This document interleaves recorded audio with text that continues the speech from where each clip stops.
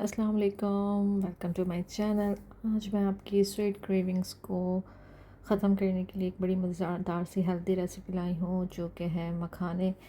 और वो सबको बहुत पसंद है और आप यकीनन इसको नॉर्मली खाते होंगे। आज हम इसको बनाएंगे गुड़ में और इससे अपनी क्रेविंग्स को पूरा करेंगे।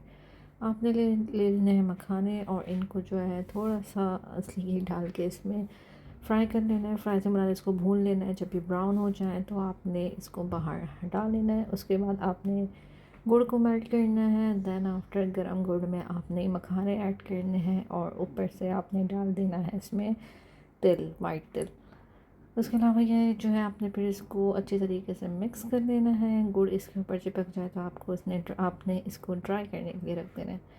इसके अलावा मैंने इसमें मखानों के अलावा भूरे चने जो होते हैं उनको भी मैंने इसी तरह बनाया था और साथ में बादाम भी आप इस तरीके से बना सकते हैं जो कि आपकी हेल्दी क्रेविंग्स को पूरा करेंगे और आपको मोटापे से भी बचाएंगे।